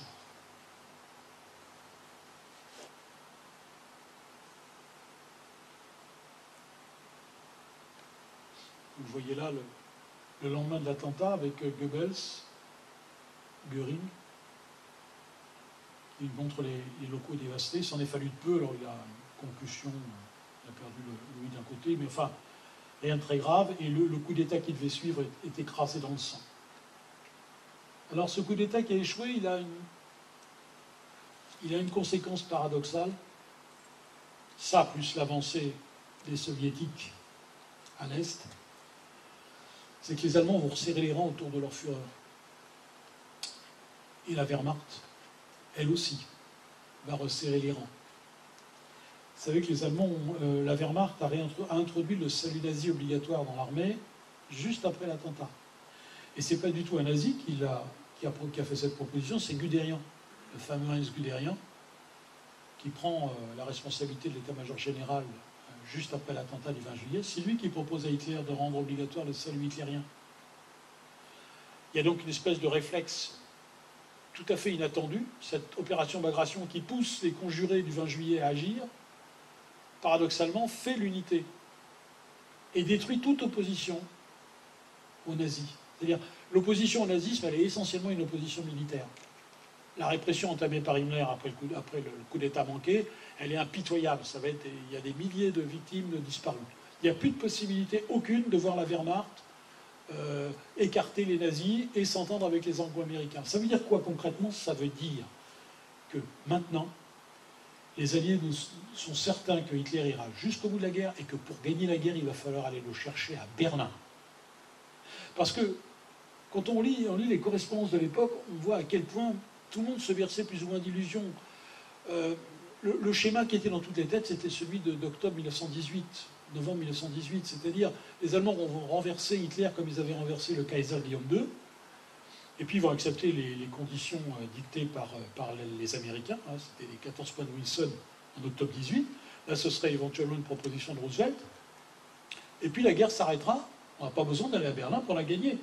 Là, avec l'opération Bagration et avec le complot avorté du 20 juillet 1944, le scénario qui se dessine est celui de l'apocalypse. Hein. C'est-à-dire que pour battre l'Allemagne, il va falloir aller la détruire totalement et aller jusqu'à Berlin.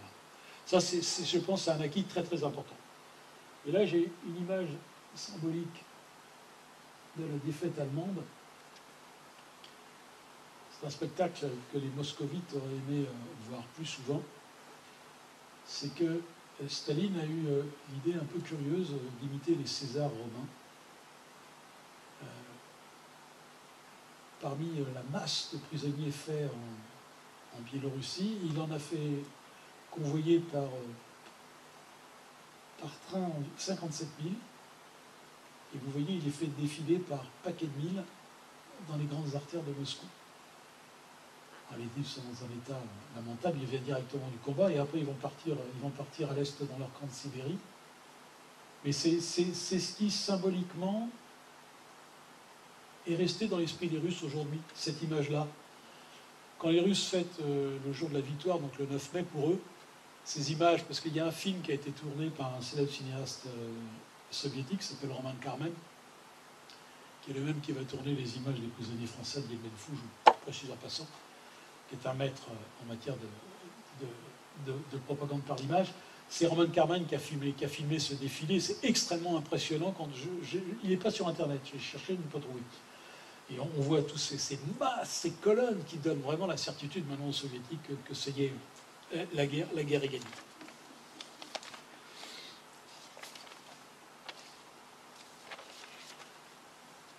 Je vais terminer sur une dernière image. C'est une image beaucoup moins drôle et qui va expliquer en bonne partie aussi le raidissement des Allemands. Le 20 juillet est un élément du raidissement des Allemands. Il y en a un deuxième. C'est que l'opération Bagration, elle est venue mourir à la frontière de la Prusse orientale. Il y a même un corps blindé soviétique qui a franchi la frontière du Reich. C'est le premier à avoir fait ça. Et il va rentrer dans un petit village, Nemersdorf, près de Goldap. Il va y rester 2 jours, et puis il y a une contre-attaque de Panzer qui va libérer ce village, chasser ce corps blindé. Et quand les Allemands entrent dans le village, ils s'aperçoivent qu'il y a des dizaines de cadavres, des femmes violées, assassinées, des vieillards assassinés. Évidemment, Goebbels, qui est quand même un artiste pour la propagande, va immédiatement renifler le bon coup, et il envoie des opérateurs filmés, qui vont filmer toutes ces atrocités, qui sont réelles, les atrocités soviétiques. Les soldats russes se sont enivrés à mort, ils ont même oublié d'ailleurs d'avancer et de passer la rivière de Goldap, et ils ont commis des atrocités, et le commandement a littéralement perdu le contrôle de ces hommes. C'est la première fois que ça se produit, ce ne sera malheureusement pas la dernière. Toujours est-il que Goebbels va utiliser ces images, c'est la première fois que les Allemands verront des cadavres allemands au cinéma. Ça va passer en boucle dans toutes les salles du Reich, et ça va évidemment créer un effet de terreur, et ça va contribuer à ressouder le peuple allemand. À partir de là, leur hantise, leur terreur, c'est évidemment de voir déferler l'armée rouge.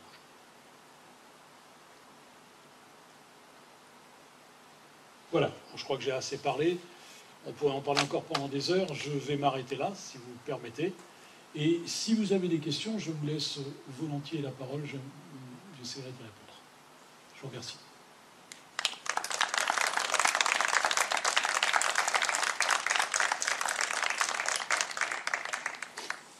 Merci Monsieur Lopez pour ce brillant exposé, parce que c'est vrai que ce type d'opération, c'est pas toujours évident à comprendre. Ah oui, surtout sur les cartes. Surtout sur les cartes, effectivement. Parce qu'effectivement, il y a des notions assez compliquées à comprendre, pas forcément compliquées comme l'art opératif soviétique. Oui, il y a certaines notions comme ça qui ne sont pas toujours évidentes à comprendre quand on ne connaît pas trop les spécificités, on va dire, de l'armée soviétique. En tout cas, c'est vrai que M. Lopez nous a bien expliqué ça de manière tout à fait pratique. Merci encore. On peut même y revenir si vous voulez, c'est à une disposition vraiment. On peut passer aux questions, donc si vous le souhaitez. Elles sont toutes bienvenues. Allez, c'est la première qui coûte. Moi j'en ai une. Alors, pourquoi est-ce qu'en Europe, en Occident, de manière générale, cette bataille est très peu connue? Voilà. Alors, elle est très peu connue, d'abord parce que même au niveau de la presse internationale, c'est vraiment la bataille de Normandie qui, en juin et juillet 1944, occupe tous les esprits. Les journaux font leurs manchettes sur la Normandie. La prise de Caen éveille beaucoup plus de choses dans le monde, curieusement, que la prise de Minsk. Parce que Minsk... ce sont déjà régions qui sont géographiquement très peu connues. Donc la presse internationale a les yeux braqués. Donc déjà, à l'époque, on parle beaucoup plus de la Normandie. On peut comprendre que pour les populations du nord-ouest de l'Europe, dont nous sommes, on peut comprendre également que nous lions notre libération au débarquement anglo-américain. C'est une évidence. Nous avons été libérés par les armées anglo-américaines et la première armée française, que je me garderai bien d'oublier ici à Toulon. Mais nous n'avons pas été libérés par les soviétiques. Les Italiens, c'est pareil. C'est pour eux quelque chose. Donc en Europe du Nord-Ouest, c'est une opération qui est restée largement peu connue. Et j'ajouterais que paradoxalement, les soviétiques ne l'ont mis que récemment en avant. C'est-à-dire que dans la propagande soviétique, on parlait toujours dans l'ordre de Stalingrad, Moscou et Koursk. C'était les trois grandes victoires. Bagration, c'est seulement à partir des années 80, plutôt les années 75, que l'on commence à en parler dans la presse soviétique, et que du coup, les revues, je pense à la Voïna Historiski Journal, le grand journal d'histoire militaire soviétique, ont commencé à publier sur cette question. On a vu apparaître des travaux d'historiens soviétiques, et dans cette trouée, un certain nombre d'historiens occidentaux, je pense à Adair et surtout à John Erickson, ont commencé à travailler sur cette question. Mais avant, les soviétiques ne parlaient pas beaucoup. À partir de quand est-ce qu'ils ont décidé que ça valait le coup d'en parler à l'étranger? C'est quand ils en ont fait le modèle de ce que pouvait être la Troisième Guerre mondiale. C'était une façon de dire aux Occidentaux, attention, ne croyez pas que nous ayons gagné uniquement par le nombre. Nous avons aussi gagné par notre art militaire. Et l'incarnation de notre art militaire, notre supériorité de notre pensée stratégique, c'est l'opération Bagration. Donc il y a aussi un retard à l'image de la part des soviétiques qui fait que cette opération, finalement, elle s'est noyée dans les 240 opérations qu'on peut recenser dans le conflit germano-soviétique. On n'en a pas fait. Et vous voyez, l'affaire de Varsovie a aussi éclipsé tout ce qui s'est passé avant. Le soulèvement héroïque et un peu romantique des résistants polonais, pour l'opinion publique occidentale, a largement éclipsé toute l'avancée de l'armée rouge avant. D'ailleurs, on s'est bien dispensé de réfléchir au dilemme stratégique de Staline dont je parlais tout à l'heure. Donc vous avez une espèce de conjuration historique très, très explicable qui fait que c'est assez récemment qu'on s'est préoccupé de cette opération Bagration. Monsieur ? J'ai une question par rapport au nom de l'opération Bagration. C'est un général Hussard. Oui. C'est un général Hussard. Alors ça gêne plus beaucoup Staline parce que depuis la fin des années 30, il y a une réhabilitation un peu du nationalisme russe. Et il y a un certain nombre de grandes opérations de l'armée rouge qui ont, à la demande de Staline, ont pris le nom de grands chefs, de grands généraux du Tsar, opération Kutuzov, opération Romoyantsev, de part et d'autre de Koursk en 1943, l'opération Suvorov au centre, et maintenant Bagration, donc un des généraux qui a combattu contre la grande armée de Napoléon, et qui est d'ailleurs... alors c'est parce qu'il a combattu sur le Niémen, Bagration, donc c'est peut-être ça probablement un lien. Staline connaît très très bien l'histoire russe, ça a probablement un lien. Mais ça ne gêne pas de mettre en avant les gloires militaires. Il a créé, après Stalingrad, il a créé l'ordre de Suvorov. Suvorov, qui est quand même un des grands ennemis de la Révolution française, chéri des bolcheviks, pourtant, qui ont toujours vu une sorte de lointain modèle, et ça n'a pas empêché de promouvoir l'ordre de Suvorov. Donc ça, c'est pas un problème, c'est pas un problème idéologique pour les soviétiques à cette époque-là. Oui. Est-ce qu'on sait si les anglo-saxons ont été impressionnés par ces opérations, ou est-ce qu'il y a eu d'impact particulier? Impressionnés, oui. Oui, certainement. Il y a une mission militaire à Moscou qui envoie des rapports circonstanciés. Les Américains, les Britanniques suivent de très très près. Vous savez, on est déjà... À partir du moment où il y a un soldat anglo-saxon qui met le pied en Normandie, on est déjà dans l'après-guerre froide. Tout le monde se pose la question du sort de l'Allemagne, de celui de la Pologne. c'est certain que les deux blocs sont déjà en concurrence. Donc oui, ils sont parfaitement au courant des progrès de l'armée rouge. J'ai pas parlé de l'opération Yassiki-Chinev en Roumanie, mais l'entrée des Russes à Bucarest, et puis le fait que déjà en 15 novembre, ils assiègent Budapest, donc ils sont au cœur de l'Europe danubienne. Évidemment, on ne parle que de ça à Londres et à Washington, parce que ça nécessite de prendre un certain nombre de dispositions. Les choses ne tournent pas comme on imaginait qu'elles allaient tourner. Ça peut avoir un impact sur l'opération Market-Garden, sur l'accélération Oui, vraisemblablement. En tout cas, c'est la position de Churchill. Churchill, lui, sait que la course-poursuite... Alors, les Américains voient les choses de façon beaucoup plus militaire. Hein. Mais pour Churchill, il y a véritablement une course-poursuite. Market Garden, c'est quoi? Market Garden, c'est prendre les passages sur le Rhin, et c'est derrière la Ruhr. Hein. C'est s'emparer du poumon économique de l'Allemagne. Mais là, il aurait fallu que les anglo-saxons se mettent d'accord sur leur but de guerre. Le but de guerre, c'est quoi? Est-ce que c'était de foncer là vers l'Alsace, d'envoyer l'armée Patton et les autres plein Est, c'est-à-dire d'écarter à 90 degrés les armées anglo-saxonnes, les Anglais vont au nord, les Américains vont à l'Est? Elle est où la direction stratégique privilégiée? On comprend mal. Où il fallait choisir de finir très vite la guerre, c'est-à-dire d'aller à Berlin en passant par la Ruhr, et à ce moment-là, il fallait tout mettre chez Montgomery. Et les Américains ne peuvent pas le piffrer, ce Montgomery. C'est un cauchemar pour eux. Donc, ça ne s'est pas passé comme ça. Je vous dirais que c'est un peu pareil pour Staline, parce que une des grandes critiques des stratèges allemands, ça a été de dire, mais avec la puissance de l'armée rouge, pourquoi ils n'ont pas foncé sur Berlin? Ils auraient écourté la guerre de 6 mois. Il fallait mettre le paquet à Varsovie, et puis après, foncer sur Berlin. Alors qu'un tiers de l'armée rouge est investi dans les Balkans, parce que Staline aussi, il est dans une logique de guerre froide. Il sait très bien qu'avec une armée rouge qui a beaucoup saigné, un peuple soviétique qui a perdu 27 millions de morts, parce qu'il les connaît, les chiffres. Il sait bien que ce qui n'a pas été pris sur le terrain, ça va être difficile de négocier sur un tapis vert. Donc l'idée, c'est prendre le maximum de gages militaires sur le terrain.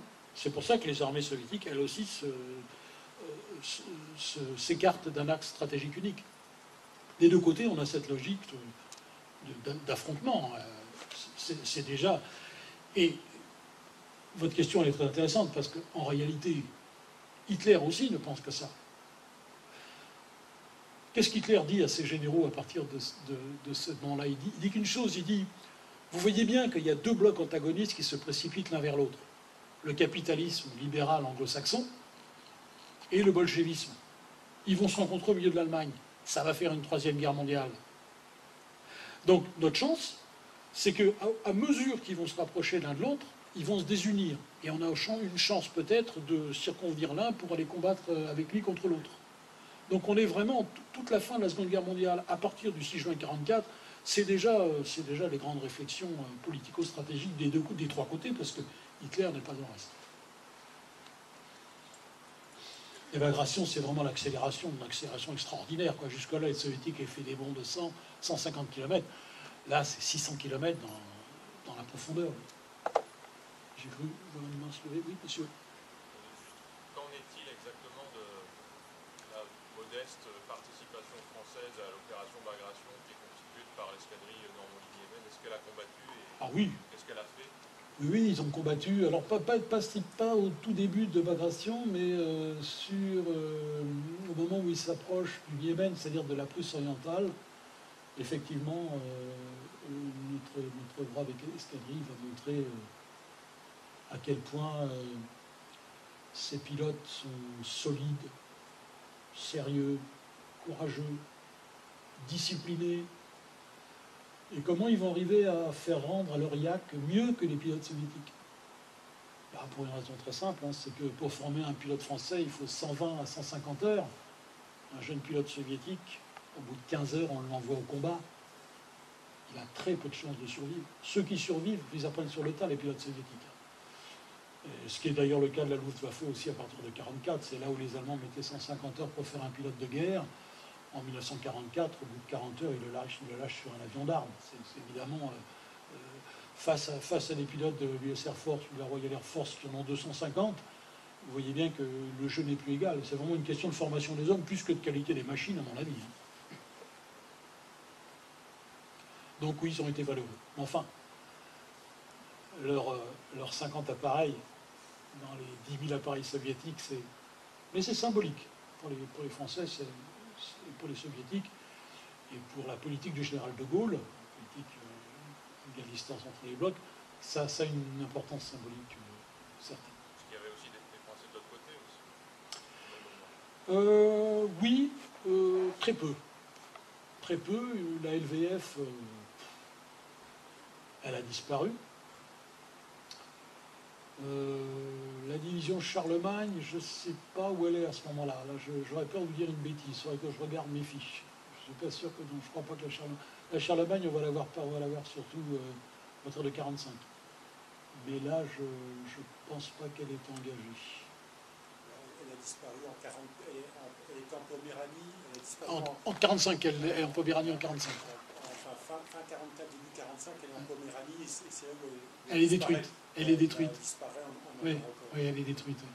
La Wallonie, les Belges aussi, a été détruite à Tcherkassy, tout ça n'est plus très actif. Hein. Non, les divisions SS les plus actives, ce sont les divisions baltes. Il y en a un paquet qui est élevé dans les pays baltes et elles vont se battre avec acharnement.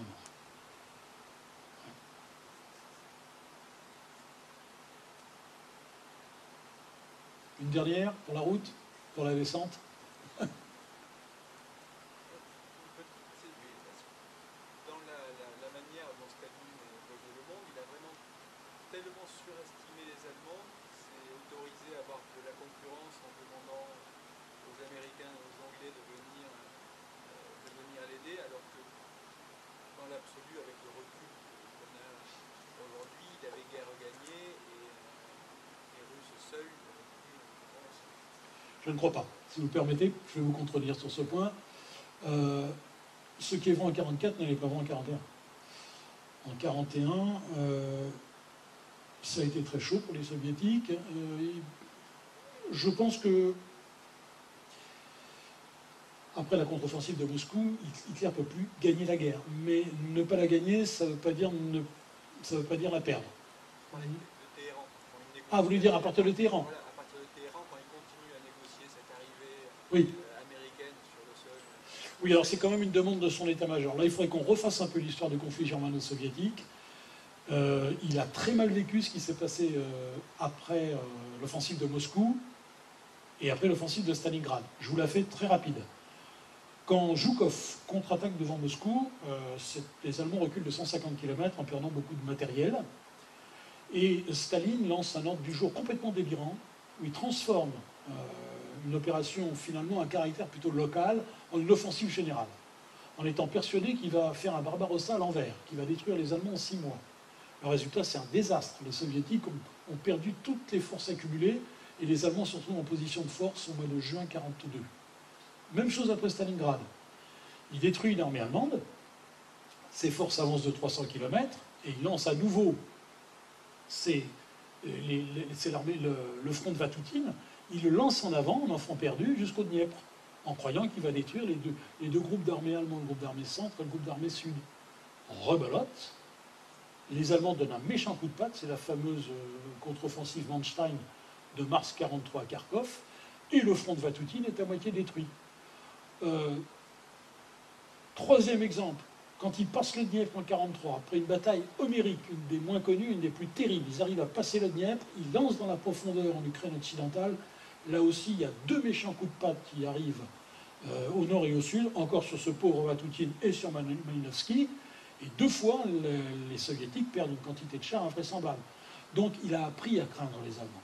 Il a perdu cette espèce d'optimisme, typiquement bolchevique d'ailleurs, en croyant que ça y est, parce qu'on a gagné une bataille, les Allemands ne vont plus cesser de reculer jusqu'à Berlin.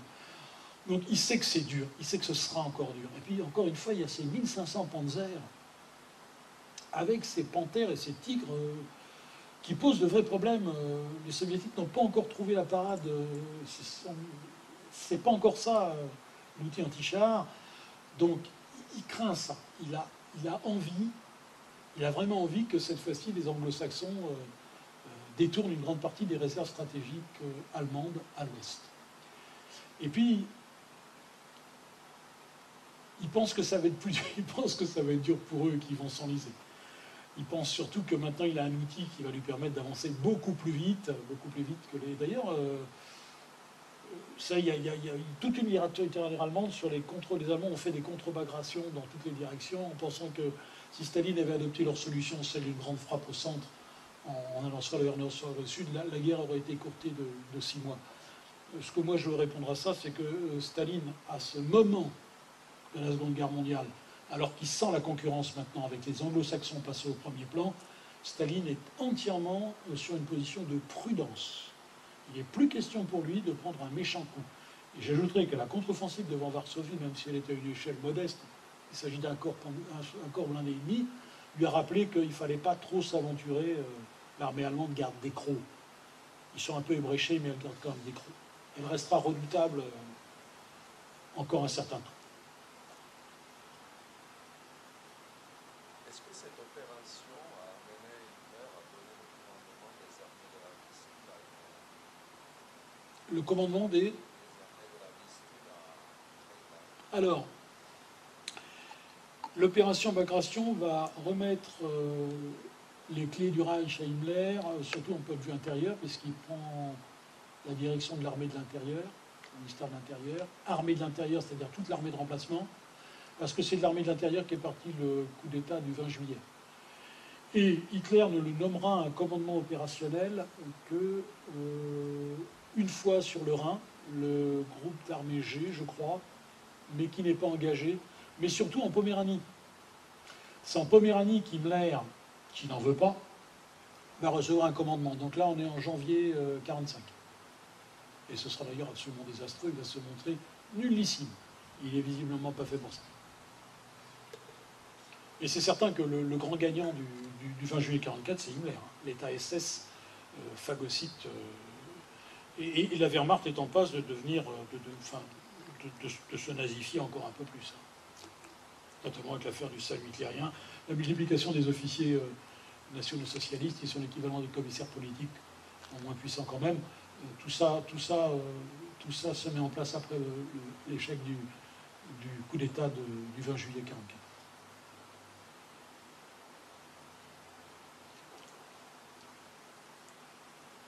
Bien. Il me reste à vous remercier d'avoir été courageux pour monter jusqu'ici.